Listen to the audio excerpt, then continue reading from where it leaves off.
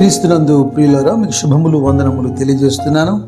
అనుదిన ధ్యానమునకు స్వాగతం. యోబు గ్రంథం 27వ అధ్యాయం ఈ దిన మన ధ్యానాంశంగా ఉంది. అనేక అధ్యాయులుగా యోబు స్నేహితుల మాటలు మనం వింటున్నాం కదా. కలగుర గంప అంటారే, అలాగుంది పరిస్థితి. కొన్ని మాటలు యోబు స్నేహితుల మాటలు చూస్తే అవి ఎంతో సమర్థనీయం. ఆ సందర్భానికి యోబుకు అవి పనికి రావచ్చు, కానీ ఆ మాటల్లో సత్యం లేకపోలేదు. పోనీ అలాగని యోబు మాటలన్నీ కూడా సబబే అని చెప్పగలమా?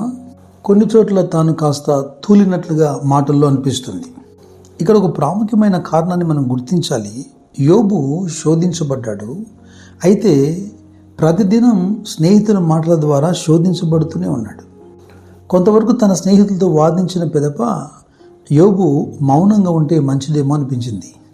ఎందుకనగా దేవునికి వ్యతిరేకంగా మాట్లాడేట్టుగా స్నేహితులు పరిస్థితులను మారుస్తున్నారు. ఈ విషయంలో ఇంకాస్త మెలకుగా ఉంటే మంచిది. మనం ఎన్ని సందర్భాల్లో ఇలాగ ప్రవర్తించుంటామో ఆలోచించాలి. నేను ఎందుకు ఇలా మాట్లాడుతున్నానంటే, యోబు మాటల్లో వాదిస్తానని, నిరూపిస్తానని, దేవునితో వాద్యమాడతానని, ఇక దేవుడే ఎదురుగా వచ్చేసరికి యోబు పరిస్థితి చూడండి.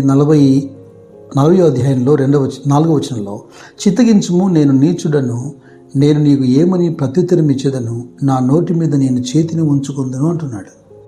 యోబు స్థానంలో ఏ మానవుడున్నా అదే పరిస్థితి. మనం సహనం కోల్పోయేలాగా, శోధనలో ప్రవేశించేలాగా శత్రువు అనేక రకాల ప్రయత్నాలు చేస్తాడు. అనేక సంవత్సరాలుగా మన మదిలో ఒక గొప్ప దైవజనుడని లేదా మంచి సాక్ష్యమున్న వ్యక్తి అని అనుకుంటున్న సందర్భాల్లో ఈరోజు సోషల్ మీడియా వచ్చిన తర్వాత ఎవరైనా వారి మీద వ్యతిరేకంగా కాస్త బుడదలినప్పుడు వారు విరుచుకుపడేటువంటి ఆ ప్రవర్తన తీరు చూసి మనం ఆశ్చర్యపోవట్లేదా? అయ్యో, వీరు ఇలా కూడా మాట్లాడతారా, ఇలా మాట్లాడుకుంటూ ఉంటే బాగుండు. ఎందుకంటే మన మనసులో మనం ఊహించుకున్నటువంటి ఆ తీరు వేరు, ఇప్పుడు కంటికి కనిపిస్తున్నది వేరు. ఈ విషయంలో మీరు జాగ్రత్తగా ఉండండి. అయితే ఈ 27వ అధ్యాయంలో చెప్పుకోవాల్సినటువంటి ప్రాముఖ్యమైన విషయాలు కొన్ని ఉన్నాయి. అదేంటంటే జోబ్స్ ఇంటెగ్రిటీ. 5వ వచనం గమనించండి. మీరు చెప్పినది న్యాయమని నేనేమాత్రమును ఒప్పుకున్నాను, మరణమగు వరకు నేనేమాత్రమును యథార్థతను విడవను, నా నీతిని విడవక గట్టిగా పట్టుకుందను, నా ప్రవర్తన అంతటి విషయంలో నా హృదయం నన్ను నిందింపదు. మంచి మాటలే కదా. మై ఇంటిగ్రిటీ, మై రైచియస్నెస్, నా యథార్థతను, నా నీతిని నేను విడువను అంటున్నాడు.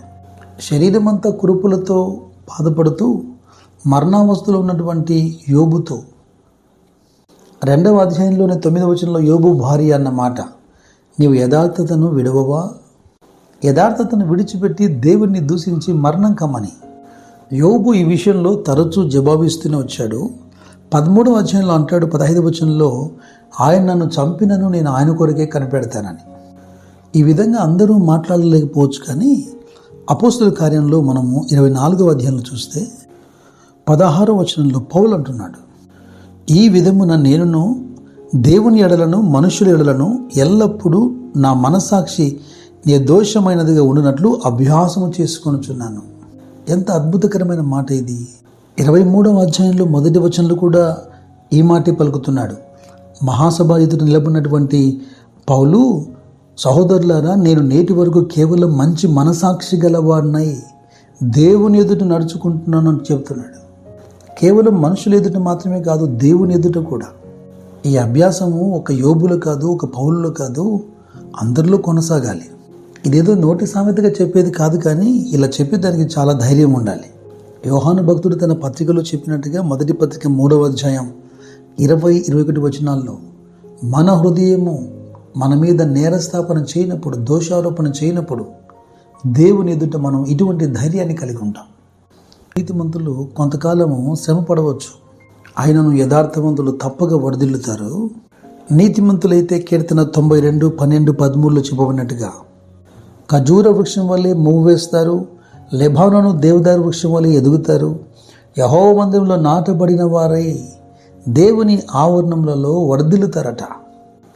అయితే ఇక యోబు మాటల్లో కాస్త ఇబ్బందికరంగా కనబడుతున్న మాటలు ఏంటంటే 27వ అధ్యాయంలో 7వ వచనం నుంచి గమనించండి.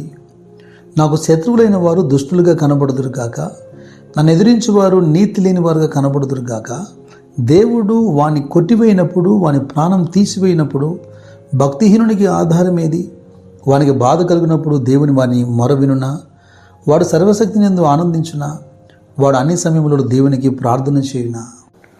యోబు కోపం కాస్త తారస్థాయికి చేరిందని చెప్పాలి. డైరెక్ట్ స్పీచ్గా తాను ఎవరిని శపించలేదు, కానీ తన శత్రువులైన వారు భవిష్యత్తులో ఎలాగుంటారో మాట్లాడుతున్నాడు, లేదా ఎలాగుండాలో కోరుకుంటున్నట్టుగా ఉంది. అయితే తనను ఇబ్బంది పెడుతున్నా, శ్రమ పెడుతున్న ఆ స్నేహితుల కొరకు చివరిగా యోబే ప్రార్థన చేయాల్సి వచ్చింది.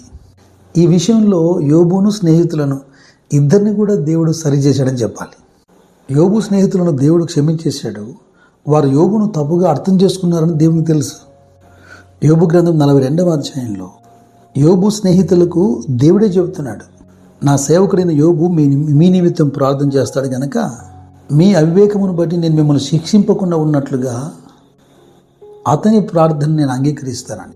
ఏలయనగా యోబు పలికినట్లుగా యోబు స్నేహితులు యుక్తమైనది పలకలేదంటున్నాడు దేవుడు.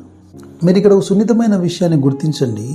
మనకు నష్టం చేసిన వారైనా సరే, ఎదుటివారి మీద మనకున్నటువంటి ఆ కోపము, ఆ బిటర్నెస్, చేదు ఏదైతే మన హృదయంలో ఉంటుందో అది మన ఆశీర్వాదానికి కూడా అడ్డమే. యోబుతో దేవుడు ప్రార్థన చేయమన్నాడు స్నేహితుల కొరకు. యోబు ఎప్పుడైతే స్నేహితుల కోసం ప్రార్థన చేశాడో యోబును దేవుడు స్వస్థపరిచాడు, యోబుకు క్షేమస్థితిని తీసుకొని వచ్చాడు.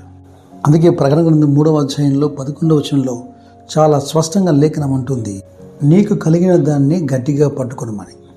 మరణం వరకు నమ్మకంగా ఉండి జీవ కిరీటం పొందే కృప దేవుడు మీకు మెండుగా దయచేయునుగాక. God bless you. God bless you.